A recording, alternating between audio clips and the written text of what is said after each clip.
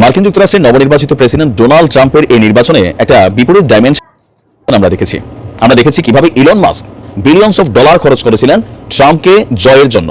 Even তার বিভিন্ন প্ল্যাটফর্মে তিনি বক্তব্য দিয়েছেন, তার যে ফ্যান ফলোয়ার আছেন তাদেরকে কানেক্ট করার ট্রাই করেছেন, টাকা পয়সা সহযোগিতা করেছেন, সর্বোচ্চটা দিয়েছেন। ডোনাল্ড ট্রাম্প পাশ করার পর আপনার এই ইলন মাস্ককে কিন্তু বড় একটা মন্ত্রী পদমর্যাদায় আপনার দায়িত্ব দিয়েছেন।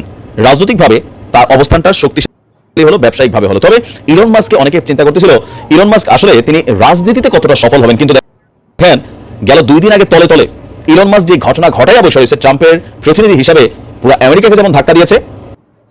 যারা ভাবতেছিল যে ট্রাম্পের এবারে নীতির অনেকটা আগ্রাসী হতে পারে, লাইক 2016-তে লাইক ইরানের ক্ষেত্রে, মধ্যপ্রাচ্যের বিভিন্ন রাষ্ট্রের ক্ষেত্রে, যেই নীতিটা তার ছিল সবসময় একটা এন্টি অবস্থানে ছিল, সেই নীতির বিপরীতে ট্রাম্পও যে পরিবর্তন হতে পারে সেটার একটা ইশারা ইঙ্গিত কিন্তু সামনে আসছে। আর এটা ইরানের কপালই খুলে যাচ্ছে। দর্শক, ইরানের খুবই ঊর্ধ্বতন কয়েকজন কর্মকর্তার সাথে মার্কিন যুক্তরাষ্ট্রে ডেকে এনে ইলন মাস্ক একটা গোপন বৈঠক করেছেন। আর এই বৈঠকের মূল বিষয় ছিল দুই দেশের মধ্যে কিভাবে পজিটিভ সম্পর্ক তৈরি করা যায়। ইভেন ইলন মাস্ক চাচ্ছিলেন তার কিছু ব্যবসা কিভাবে ইরানে নেওয়া যায়, ইরানেরও কিছু মানে অ্যাক্টিভিটিস কিভাবে মার্কিন যুক্তরাষ্ট্রের সাথে পজিটিভলি কানেক্ট করা যায়, এই একটা অবস্থান চলে আসলো। আর এই বক্তব্য সম্পর্কে যখন আজকে মার্কিন যুক্তরাষ্ট্রের গণমাধ্যমগুলো আপনার এই নিউজটা করলো, তখন জানা গেল যে ট্রাম্পের পরামর্শেই বা তার নির্দেশেই ইলন মাস্ক এই ধরনের সিদ্ধান্ত নিয়েছেন অনানুষ্ঠানিক। তার মানে ট্রাম্প ক্ষমতায় বসার আগেই সবকিছু একটা প্রি সেট আপ নিয়ে তিনি মানে তার চেয়ারটাতে বসতে যাচ্ছেন।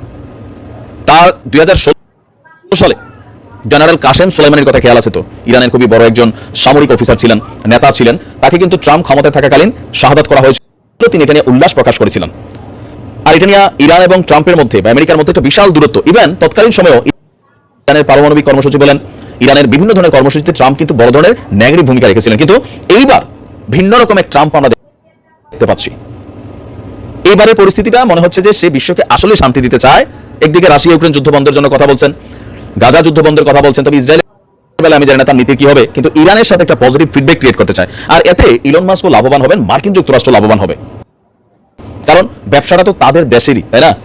তো ইলন মাস্কের কোম্পানি যদি ইরানে যায়, ইরান নিতে চায়, সেখানে কূটনৈতিক সম্পর্কটা সৌহার্দ্যপূর্ণ হবে। আর যেই নিষেধাজ্ঞাগুলো আছে সেগুলো হয়তো বা কম বেশি উঠে যাবে। আবার এমনও হতে পারে যে ট্রাম্পের মাথায় কোনটা ঘুরে জানি না, যে ইরান তলে তলে কত দূর আগে গেল সেগুলো সম্পর্কে একটু তথ্যমত জানা দরকার। কারণ ইরান তো এখন কাউকে ঢুকতে দেয় না, পাল্টাপাল্টি নিষেধাজ্ঞার কারণে আমরা আন্তর্জাতিক কোনো সংস্থাকে ঢুকতে দেয় না। তারা তাদের কর্মকাণ্ড কেউ কেউ বলছে পারমাণবিক একদম মেশিনারিজ বানাইয়া একটার পর একটা মাটির নিচে আন্ডারগ্রাউন্ডে গোডাউন স্টক করে ফেলছে, সেটাও হতে পারে। আবার পজিটিভলি হতে পারে, বাট আমি পজিটিভলি থিঙ্ক করতে চাই, কারণ আমিও চাই ইরানের উপরে যে পরিমাণ নিষেধাজ্ঞা আছে এগুলো যদি কাটাই উঠতে পারে ইরান।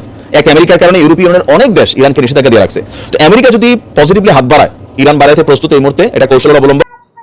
পাশাপাশি পশ্চিমারা কিন্তু পজিটিভ হাত বাড়াবে, ইরানের অর্থনীতি শক্তিশালী হবে, সমরনীতি শক্তিশালী হবে, ইরান আরো শক্তিশালীভাবে ডেভেলপ করবে। তবে সচেতন থাকতে হবে কোনো তথ্য ইনফরমেশন লিক আউট হয় কিনা। ইনশাআল্লাহ ভালো দিন আসতে যাচ্ছে, ভালো থাকুন।